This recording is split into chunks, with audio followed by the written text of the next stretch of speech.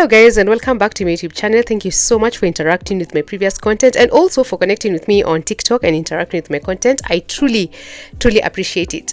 So today I want to talk about the things that I wish somebody told me before I joined tech, because tech is normally marketed as this grand thing that when you get into it, you can possibly make $200,000 every single month, and it's just gonna solve your misery like this. You're gonna live in a penthouse, travel, work from home with your MacBook, work from Malibu, work from Maldives with your MacBook, and you get in here and then you realize that while you can achieve that, there is a process, and I want to talk about that today. Some of these lessons I learned them early on in my career. Other lessons I've just learned them along the way. And I'm going to start with the most important one. Your process is going to look different from your friend's process and everybody else's process that you know, for that matter. It's not going to look the same, and I want you to be very wary of that. So when you start your journey with your friends, obviously some of your friends are going to learn roles faster than you are, and that is not your cue to give up, or that's not your cue to sit down and say that, oh my god, other people have gotten a job, me, I'm not gotten a job, so I'm just going to quit all this thing. No,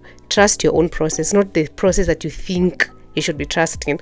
Trust your own process and your own journey, and be happy for your friends when they learn this role. Also, you're going to see other tech people that have been in the market for quite some time. They've earned it. They have these beautiful cars and they're posting them online. Good cars, by the way, or their setups, nice setups, by the way. And you're going to be tempted to join a group of people that I personally do not like, that keep on saying that people are flaunting or people are flexing their cars or their houses and every single that. Please, I urge you, brethren, in the name of Christ, resist joining that group of people. However people choose to parade their resources, that is truly not up to you. So do not look at people from that angle of jealousy, and also do not join people who keep on saying that people are just flexing. Sometimes people are just posting their things. They're gonna be those people who are posting their cars, and your attitude towards them and how you view them, I hope it is, you look at it from the angle of it is possible. When you see people posting their cars, I hope you look at it and say, wow, I need to stay at this thing long enough. It's actually possible to get whatever thing they have. That is, if you truly want to have a Mercedes or you want to drive an Audi. And by the way, if it really bothers you so much that somebody has a Mercedes and say, for example, you want the same car, you could actually DM them. Some of those people are actually really good people. You could just DM them and ask them, how did you get this car? And then they will tell you how they got the car and how long it took them to get the car. So sometimes don't die with jealousy there at home. Just DM these people and ask them, how did you get that car? Another thing is, learning never ends. I know they promised you in your bootcamp that after 6 months you're going to be a seasoned techie and you're going to be making millions and millions of money and you don't need anything else after that. If you're in a bootcamp, no hate to any bootcamp. If you're in a bootcamp, just know that that is just the beginning. It's just a stepping stone to where you want to be. After that, you need to continue learning. When you join tech, you've literally signed an agreement that you will forever be learning. It's a field that evolves every single time, and the learning really never ends. So don't give yourself pressure to master anything in 6 months time or in 5 months time. Those timelines actually do not exist. They don't take into consideration that people do have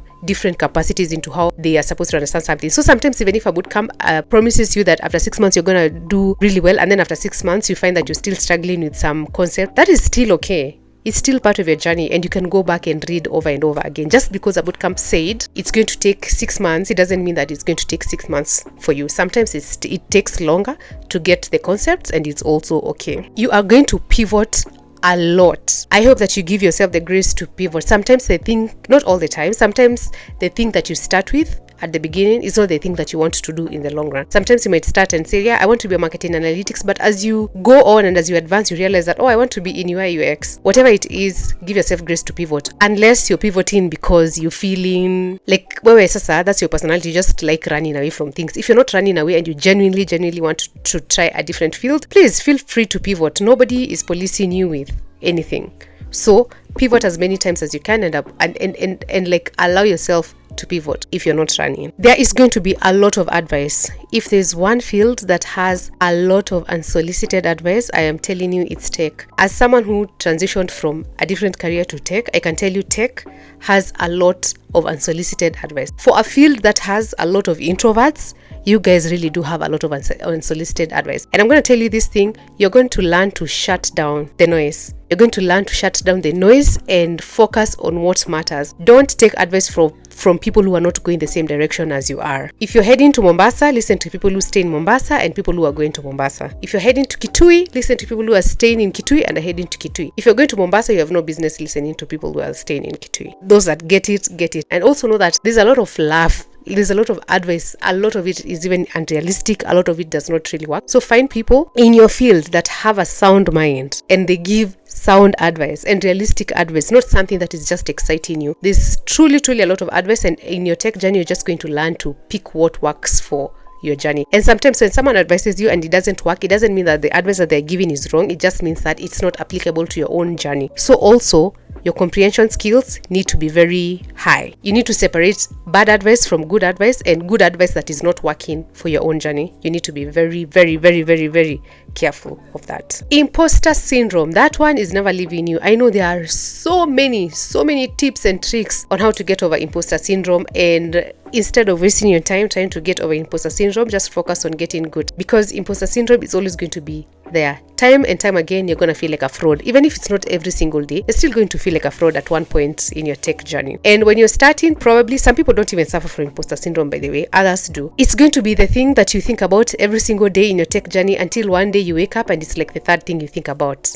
And then one day it's the eighth thing that you really think about. And another time you don't even think about it at all. So do not focus all your energy trying to kill the imposter syndrome or try not to feel like a fraud. You just collect evidence that you're not a fraud. And how do you collect evidence? You work on projects, you get good at your skill, you show up in those rooms. Let there be evidence that you are not a fraud. And the evidence is not for the world. The evidence is actually just for you. Another thing is, this one I realized it very early on in my career. Share your projects. Be loud about what you do. People do not care at all. People don't care. I know sometimes when you want to share your project, you might think that, oh my god, people are going to realize that this project is not accurate. This dashboard looks like how the numbers here are not accurate. I'm telling you, share your project. Truly, nobody cares. I can pinpoint 2 projects that I did the first very early on in my career. The numbers were actually really wrong, and nobody cares and nobody notices. Nobody notices that they are wrong. In fact, if I never came back years later to correct my projects and to tell people that, oh, the numbers here were wrong, nobody would have ever bothered. I know the thing is, when you're a beginner, you keep on thinking that there's this spotlight on top of your head, that there's someone on LinkedIn. There are this group of senior developers, senior analysts who are just on LinkedIn looking at scrutinizing your work to see if you're really competent. Truly, nobody cares. If anything, people are just happy for you because you're sharing your project. And be loud about what you do. When you start doing your tech journey, tell people what you do. For me, that's how I landed my first role 5 months into data analytics. That's how I got my first gig. Because one thing about me, I don't keep quiet about what I do. I tell people what I do. And so I was really loud about it. And then one day someone said, oh yeah, you mentioned that you are actually a data analyst. Is this NGO that are looking for this and this and this? Could you please do it? And I did it. Just be loud about what you do. Don't be subtle about what you do. Don't be so polite about what you do. When someone asks you what you do, you're like, oh yeah, I'm just an aspiring dev, I'm just new here. No, don't be so subtle about it. Have confidence. Tell people what you do, what you're aiming to achieve in that field. You'll be so surprised at how many people might give you a shot. Another thing that you need to be avoiding is the tutorial hellhole. You basically just learn through tutorials, but then you never practice it on your own. Tutorials are not bad. They are good because they show you the guidelines, but do not get stuck there. Don't get stuck on the tutorials. Please make sure you also practice, because if you continuously and consistently just learn via tutorials, you are just basically following instructions, and learning is not the same as following instructions. You have to go and build on your own, let it break, fix it, you learn and you continue. That is how you're going to learn. So don't get so stuck don't be so dependent on tutorials. And this one was a mistake that I did make personally when I was starting my own journey, because I would watch tutorials and then they give you this confidence that you know what you're doing, until it's time now to go to your IDE and do it yourself. That's when you realize that, alas, I did not even study anything. So do not get so hung up on tutorials.